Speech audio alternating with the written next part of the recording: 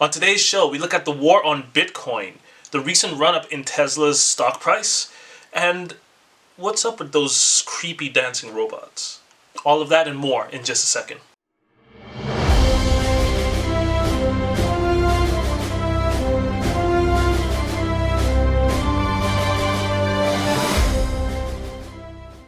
So I hope you guys out there had a wonderful holiday season. I know I did. I went over to Texas for a little bit to visit my brother.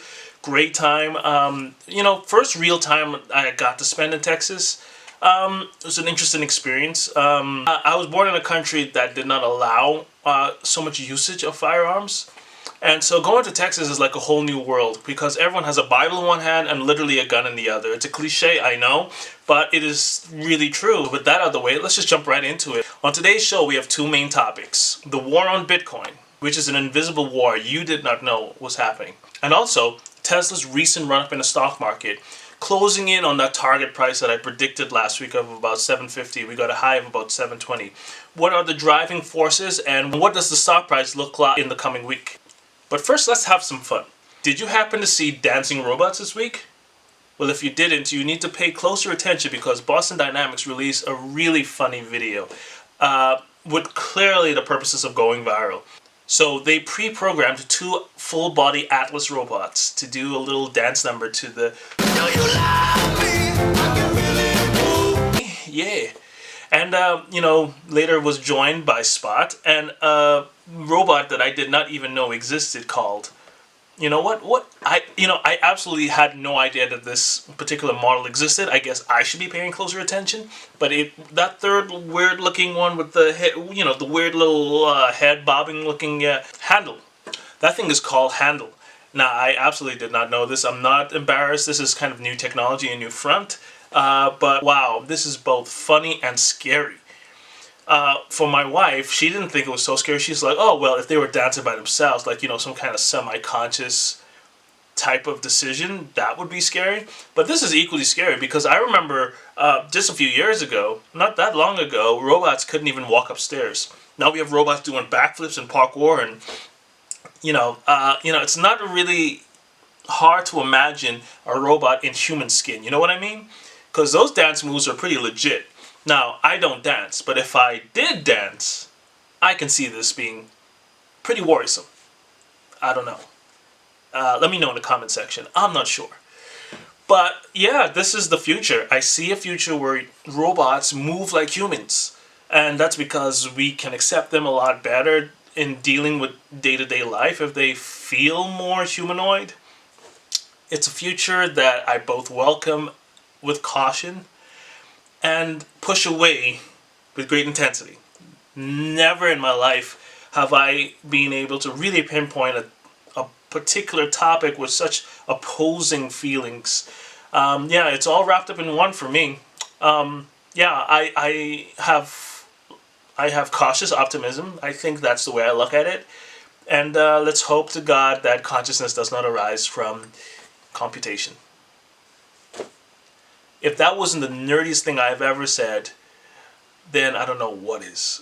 But moving on, also in the news you might have missed, Hawaii had their own UFO sighting. Ooh. Now, I'm not one to really hamper on the idea of UFOs and, extraterrestrial life. It's just one of those topics that you can't prove or disprove. Now, what I do find interesting is in the last 5 years, there have been UFO sightings by legitimate sources like the U.S. Navy, and Commander Fravor, the famous story with the Tic Tacs, you might have saw it on Joe Rogan and Lex Friedman. It was because of that story that I could take this one much more seriously than I normally would. So as reported by Hawaii News Now, about 2 days ago, multiple witnesses reported to the FAA and local police departments that they saw a funny-looking thing in the air. They could not describe. It was an oblong-shaped kind of vehicle that was dropping from the sky and seemed to hover for a long period of time. It was bright blue, as seen in this footage. And what makes it more remarkable is that this thing moved in ways that they could not explain and eventually dropped down to the ocean surface and then submerged. This kind of sounds familiar, doesn't it? kind of sounds like the Commander Fravor, the Commander stories where the Tic Tac was just hovering over the water and they couldn't tell if it came out of the water or was preparing to go under. So it does match up with that story. But when I hear stories like this, I have to wonder, is this human imagination or is there something to it? Now, we do have a bit of footage, as you can see, and this thing looks surreal. And Photoshop is so good these days, and special effects and all these other things. It's hard to imagine that, it's kind of easy to imagine that something like this can be fabricated pretty easily. But the reports of the FAA are legit, so there were genuine concerns, it seems. And this is just one more thing to just close out 2020 with. Now, I had to think, why now? Why are there so many UFO sightings? And, it could be, a possibility, is that these things are being taken more seriously now. And maybe when, someone talks about seeing a UFO, there's a little bit more credibility to it. So local news stories pick it up and then they spread it around. And when a local police department hear these things, they may, they take it just a tad bit more seriously. I don't know. But on the off chance, what if UFO frequencies are actually increasing? It kind of worries me. Like there's some sort of impending event that's about to happen. And they have to get all the recordings and everything. But, another interesting thing is that each of the if you believe in the UFO stories, each of these things seem to have a different shape. And again, just speculating here, I have no idea how to wrap my head around such things. But I have to imagine if these things are real, and I'm starting to believe that there's something to it. Maybe not alien in origin. It's possible, that maybe it's just like, from this planet. Maybe it is. Maybe there's some sort of technology that a local, some sort of neighbor country has developed. Some guy in his garage came up with some new weird thing to project things in the sky, or, I don't know. Maybe it's humans from the future. I don't know. It's hard to really think about what this could mean, and there's so many ways we can go with this, but I guess that's the fun of hearing stories about UFOs. For sure, let me know in the comments, what do you think is going on with these UFO sightings? Do you believe in it? Is it just, human imagination run amok? Let me know in the comment section, for sure. So first up, Tesla's stock price. Why is it rising? And a little bit of things that happened on the weekend. And so, just to catch you up, Tesla had a terrific week. We opened up with $674 on the stock market and closed at about $705 on Friday, with a high around $715. Now, this is within the range of which I was thinking about coming into the new year. I predicted we would land somewhere between 700 and 750 after the S&P inclusion, after all the trade-offs have happened, after all these indexes and other funds decide whether or not they're going to be buying slowly or quickly, and also after some just genuine hype. And hype we did have this week. There are reports coming out of India. Yeah, that's right. I also made a prediction earlier that I believed Tesla would make the batteries in Indonesia because that's where all their nickel mining plants will be. And all the materials that they need, they can get right out of Indonesia. And Indonesia is just a skip throw away from India, mainland India. So I always thought that the game plan for Southeast Asia, which made sense to me, would be to create the batteries in Indonesia, distribute it to the different countries such as China, India, Japan possibly. Now, India is a unique market because it doesn't really have an infrastructure for roads or even charging stations. So I always wondered, what can you sell there, right? My answer to that is that in India, they have to create a new type of vehicle. It will not be a Model 3. I mean, you will see Model 3s in Mumbai or something like that. But for the genuine Indian people, I think a new vehicle is needed. And they're probably going to design a new type of vehicle for India. If I was Tesla, I would seriously consider buying Aptera Motors or, some other small startup that is functioning and working on three-wheeled vehicles, particularly with the ability to charge solar. Now, Aptera is already doing this. They already have a prototype up and running, it kind of seems like a waste of resources to rebuild something that's already in the works. And I truly believe Aptera will become a competitor to Tesla eventually in the future. Maybe not now, but definitely in the future if they can deliver on the specs that they claim to be delivering on. A vehicle that can travel about 1,000 miles fully charged with some combined solar charging 40 miles per day. Yeah, I think it just makes sense. And the Indian market would be incredible. Can you imagine a vehicle like the one Aptera showed us in India? It would run circles around local manufacturing, regional manufacturing. I mean, everyone would need one. They would use it to power their houses. I mean, incredible. Which brings me to my next point about India. I think it would be really wise for Tesla to start selling solar in India, and I do believe that will be in the plan. I said it first.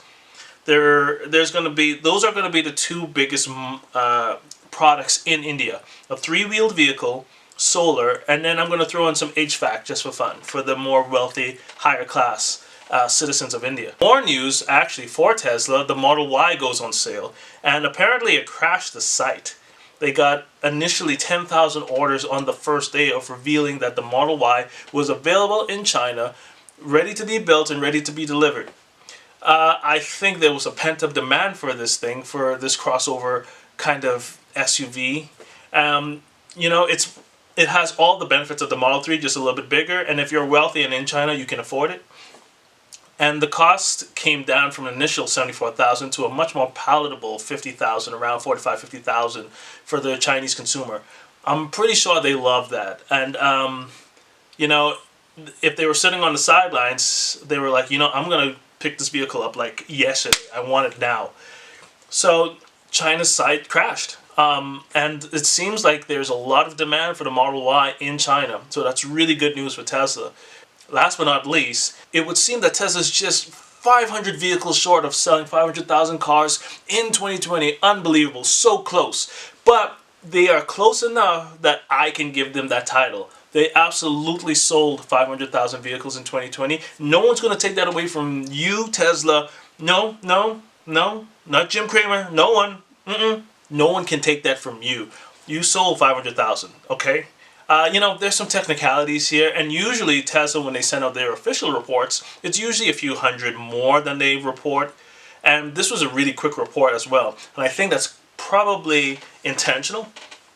Get the information out on the weekend before, so that the retail investors can decide Monday morning whether they want to sell and then buy back a little bit later, because in my opinion, is that this price will definitely drop on the news. I mean, it's just the way Wall Street works. There's a saying that you should buy on hype and sell on the news. And this is a perfect case of this. Absolutely, people with the means and the ability to do so would have bought a lot of stock on Friday. And, opening hours on Monday morning, they're just going to sink it down and watch that price go down as they rake in those profits. But I will guarantee you this, that price will rebound next week. I can't just put all 100% of my holdings into Tesla. I wish I could, but it's just not wise. And one of those things that I decided to also invest in was Bitcoin, which brings us to our next story. There is absolutely a war on Bitcoin. So if you need any evidence that there's a Bitcoin war going on between people within the community and outside the community, look no further than just today's prices. Today, Bitcoin hit a maximum high of $33,233. Like, incredible. And this happened in a matter of hours. Do you realize what type of money needs to be drawn into this environment to push the market cap that high so quickly? Which brings me to, well, where is this money coming from? Like, what? And so in addition to this meteoric rise, literally in minutes, the price crashed from 33,000 to about 30,000. So, it's times like this that I have to wonder that there are outside influences. I mean, beyond the whales, the crypto whales that are trying to rake in profits. Because, the crypto environment is unregulated. So all I really need to do if I'm someone with billions of dollars is pump a bunch of money into the environment and then watch that price rise and then just pull all my money back. And you would literally in minutes just increase your value without anyone regulating, without anyone calling foul play. And so it's so easy. So for me, it's so easy to manipulate the price, and in ways that's a good thing. We want this kind of free floating point in the long term, but in the short term, it brings up a few problems. So war on Bitcoin, point number one. So for many years, this volatility and these wild swings from up to down in the Bitcoin community could be attributed to really powerful whales. The problem is the whales, as we know today, are actual institutions. We're talking about hedge fund managers. We're talking about banks. And soon it looks like we're going to have central banks starting to buy up Bitcoin and hold on to it in 2021. All of this will creates a really wild environment where, let's say, just a thought experiment, let's say I'm the US Fed, right? Or some US bank, let's say JP Morgan and Chase. It's not that hard to pump $10 billion into Bitcoin, you know? Just call it a side, secret, shadowy project. Watch our price rise, and then after a few hours, like, I got what I wanted, let me just sell all of that. There's a closed circuit here which allows them to do that. And these are the type of things that worry me in the Bitcoin space. I'm a big proponent for Bitcoin. I'm a huge investor. I'm going to be holding for the next 10, 20 years perhaps. And I will always tell people hold maybe 1% of your assets in Bitcoin. But when I see things like this, it really worries me. And it's just point number one of this influential battle that is happening. Point number two is, have you seen, so FinCEN, which is a regulatory body within the government that is designated with the task of regulating crypto under the Trump administration. They have proposed two very worrisome policies, and without virtually any time for feedback. As far as 8 days ago, they allowed commenting to happen over a very busy Christmas holiday season, and they're trying to rush these two policies through the door before the Biden administration comes through. It's up to us to voice our opinions. But the first proposed rule from FinCEN is, one, if you are sending $3,000 worth of any crypto from any exchange, the exchange must report this to FinCEN and to the government. In addition to that, the exchange will force you as a consumer to provide evidence that you are indeed the owner of that wallet, or show who exactly owns that wallet. Now, that sounds crazy by itself, but if you look even deeper to the underlying meaning behind all that, it means that big financial institutions, institutions, including businesses, won't be able to trade large sums of money to one another without the facility of a bank. So this kind of forces centralization already, which goes against everything that the Bitcoin community wants. We want a deregulated environment. We want a decentralized environment. This essentially centralizes all that power to the central bank and to the banks that the central bank prop up. The exchanges they are vying for that type of financial institution title, which gives them leeway to trade with fiat currency as well.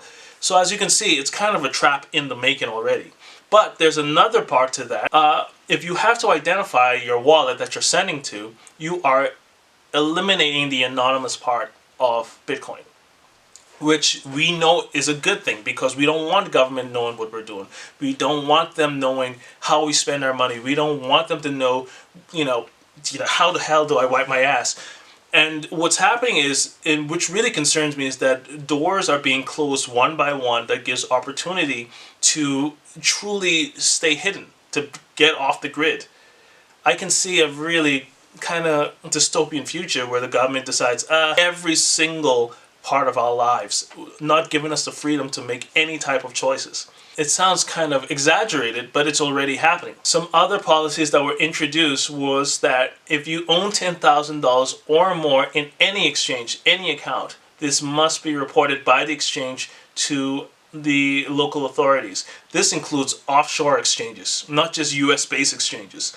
So I understand where they're coming with this. They are trying to prevent tax evasion. They're trying to prevent tax evasion and maybe bad actors that are trying to hide criminal activities from the government. So again, it makes sense, but we need to be just a tad bit concerned of what type of information do these banks give or these exchanges give. And last but not least, the possibility of trying to corner people that break sanctions. So, interesting story. BitGo was just charged with 183 counts of disobeying a sanction. They pretty much assisted citizens of another country in buying cryptocurrency and holdings and all these other stuff. And it was only about $9,000. Nothing huge. They weren't funding terrorism, nothing like that. They were fined about $83,000. So, for me, this is also concerning because, the thing about Bitcoin is that the hopes and dreams from a libertarian's point of view is that Bitcoin will free up the other nations, will free up individuals from these kind of tyrannical government rules when they don't make sense. And I love the US government, I love what they stand for, but I can see that if money is centralized mainly by what Americans do or what any crazy American leaders say, a Trump of the future. To have all monetary policy based upon these kind of unstable, positions is a threat to the world. I think that every country should have the freedom to trade with one another without the US being involved in every nook and cranny of it all. That's the claim. The claim is that it's supposed to stop terrorism. But the definition of terrorism is pretty much anything that neighboring empire doesn't like. So Bitcoin is also always seen as some sort of utopian currency where anyone can trade with whoever they want anonymously, and they pay the taxes when it's related to that country's trade, when it's related to the country's trade and economy. So, for instance, I believe country A that doesn't like the U.S. should be able to trade with country B that also doesn't like the U.S.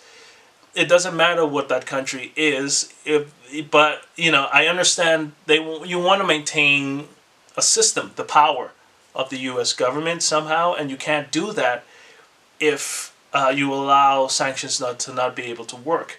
So on this I am divided because I am a resident and a citizen of the U.S. and I love this, but I also love freedom. I believe that this empire that we are creating as a country with a crazy military complex and with ever-growing political division amongst its citizens, this is a worry for me in the long run as an investor, that maybe the financial future isn't as solid as it could be. I mean, with those 3 points, the reporting of wallets by exchanges, and also the manipulation of the price point, all these things give me pause about Bitcoin's future. But there is hope. I feel both pessimistic on one side, because there will always be this world where governments will always fight back against financial freedoms of the people in favor of making sure that they maintain that power, to maintain that empire. But at the same time, I'm optimistic because, just like George Hotz, the famous hacker, Geo Hotz, said that, it doesn't matter what happens, the technology and the community will always win. Open source is the way to solve these problems as we are faced with them, and as a community stand strong and support these systems as best we can. Well, that brings us to the end of our show. I hope you enjoyed. Please like and subscribe if you like what I'm talking about. I'm doing this much more frequently now, and support the channel. We are trying to be the #1 truth teller on YouTube. And also, we're still kind of in the infancy stage, so we can tell you a little bit more of the truth that other channels can't tell you, because we have the flexibility of staying under the radar. So thank you again for joining us, and I hope to see you next week. Remember, happy holidays, stay safe, and God bless. Take care.